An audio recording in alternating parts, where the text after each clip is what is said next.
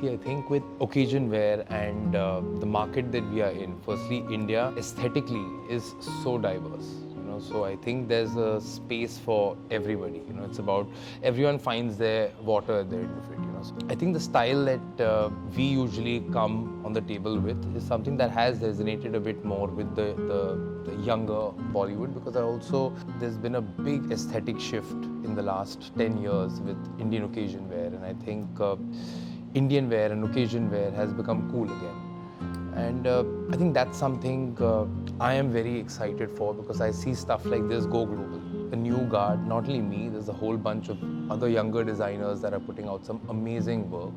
And this is the kind of work, it's luxury, it's on a global scale, it's stuff that could be worn at an Indian function, it's something that you could wear on a red carpet anywhere across the globe. It's versatile clothing, and I think that's where the future is. I think one of the bigger trends globally right now is cross-cultural influences.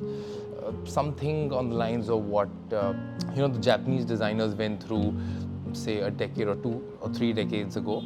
I think that's what Indian designers and Indian occasion wear is going through right now. You see silhouettes like the sherwanis being utilized by, you see it on ramps all across the globe. It's the same with the kurtas. Long line shirts are nothing but kurtas, and you see designers variating and having fun with that all across the globe. And I think that's what today is about. Cross-cultural influences. My favorite store in London, I go to that store because they stock 2 of my favorite designers. One's a Turkish designer, one's a Japanese designer. So I mean it, Machine. It's one of my favorite stores there. So yeah, so I mean, it's about a good product being available in a market. Doesn't matter where they came from, what matters is the story.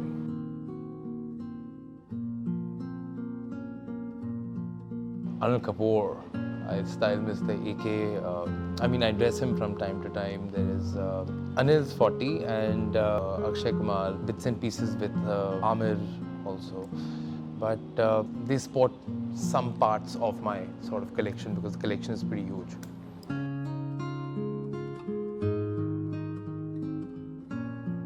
Luxury, for me, it's like a feeling of being satiated. It's a feeling of being taken care of. And at the end of the day, in simpler terms, it's something that makes you feel amazing. And no matter what that is, it could be something that is genuinely something luxurious, or it could be something that is luxury to you, which might not be luxury in layman terms. But I think it's a feeling. It's something that makes you feel good or amazing. So that's what luxury is to me.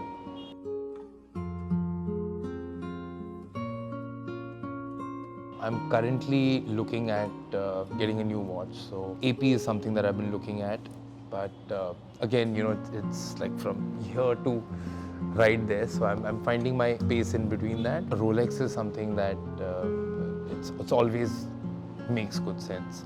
But customizing and playing with your Rolex is something that I'm looking at doing right now. I already have a steel Rolex. These are the 2 watches.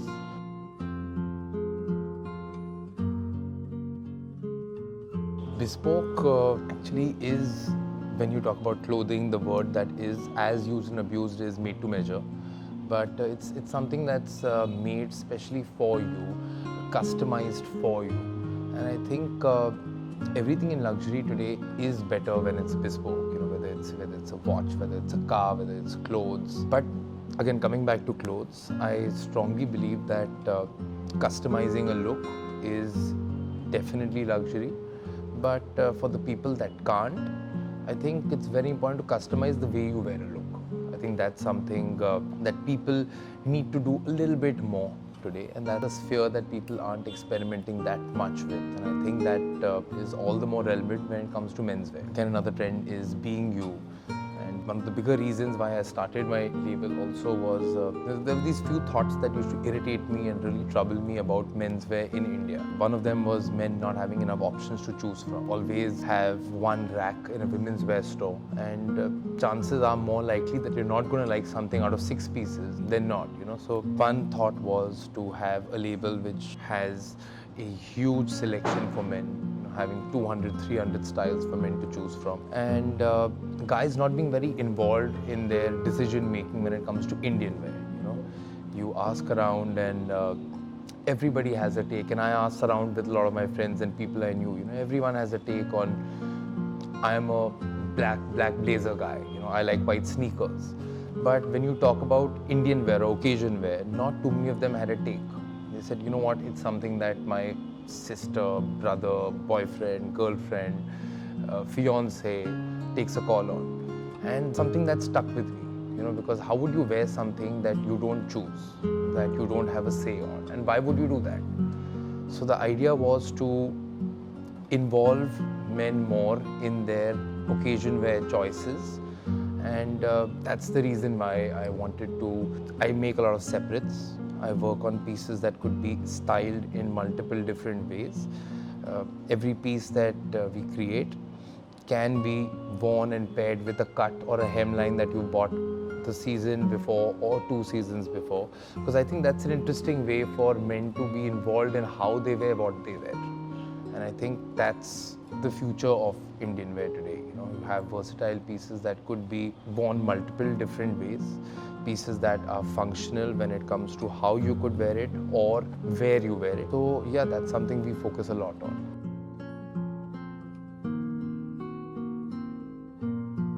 To be honest, as a thought of the label, I don't like bifurcating the collections, because I just feel it's contemporary menswear. The kurta shirts and stuff that we do, which goes very well inside a sherwani, can be worn. I wear them as overshirts with like a black tee and black tracks through the day, and then at night I button it up and put like a bandi on top, and it becomes like a night look. So I believe in mix match and that playfulness that I think was missing with the occasion wear. And I think for that, I'd like to have it as one mother collection or one mother label. I don't want to bifurcate it as casual, festive, things like that. Like I have hoodies that work very well for casual wear that also go inside sherwanis. So as of now, I would want to keep it as one label. I was playing with the thought of doing Western wear as a separate label and having Indian wear as a separate label. But to be honest, I think it's one aesthetic, it's one thought process. So as of now, it's one label.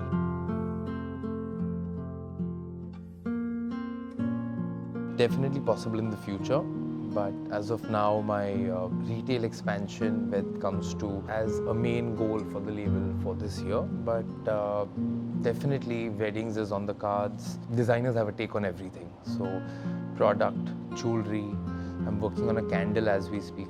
So there's a lot we want to do and lots to say, because the aesthetic lends itself to multiple different products, spaces, canvases. But as of now, the focus is clothes.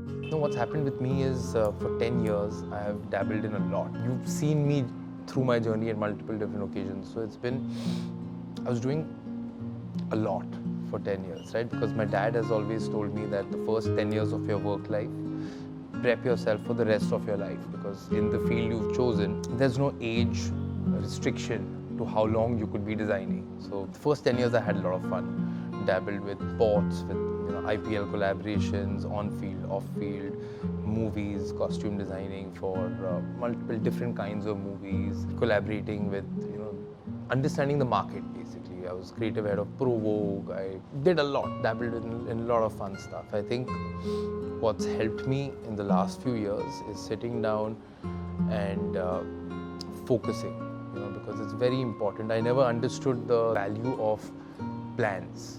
I used to be more impulsive and want to do this, want to do that, want to do all of it. But I realized that you need to focus and work on a plan if you want to make a dream a reality. So the last 2 to 3 years has been about that.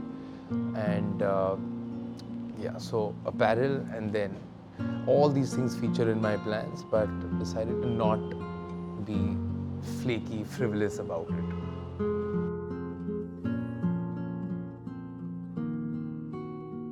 Maybe Drake is somebody who's on everyone's cards. And surprisingly, somebody I really wanted to dress at one point was Gaddafi. It was in my severe military phase where I just wanted that visual. But yeah, Gaddafi was the second one I really wanted to.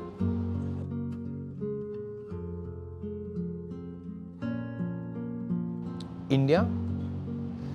Okay, so one would be Soho House. It's too convenient to ignore. It's got 8 different cuisines at any given point through the day. And the second one would be my, I'm hectically into South Indian food. So this place called Chutneys in Hyderabad. It's got banging South Indian food.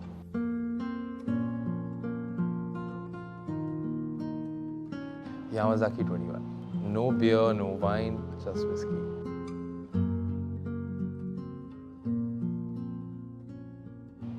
What I would suggest is it's very important to buy into luxury. What is luxury? You know, a good quality product. So it's something that everybody enjoys. Just make sure you buy something or buy into something that you could use in multiple different ways over a longer period of time. So stick to nothing that's too out there or too statement-ish, because this is your bridge to luxury. You want to get something that you could use, feel, enjoy to a good amount for you to be convinced to delve deeper or go deeper into it. So yeah, I'd say go for something that's a little bit more classic, black or white, but I'd always say black. So yeah, something black, something more tone on tone, nothing too statement-ish or something jazzy is always going to give you, it's going to cause a stir. So you rather play it slightly safer and then move on to the slightly more bolder sort of pieces.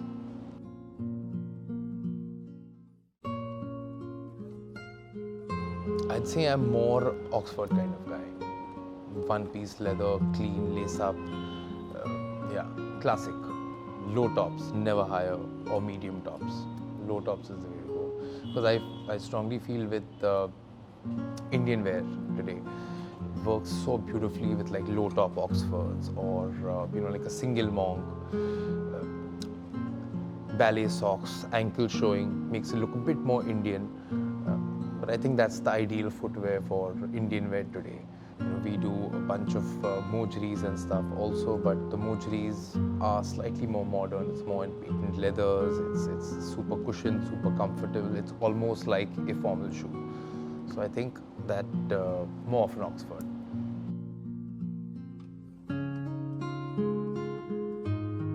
So we have 4 stores open totally till now.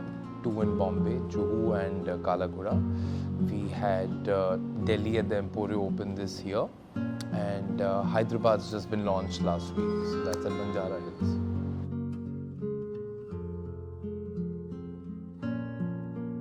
Go with the flow. No, but we're looking at about 8 to 10 luxury stores, and then more point of sale. A big part of our plan is also online, so that's something I'm focusing a lot on. You should have a consolidated retail channel online from our label in the next 2 to 3 months.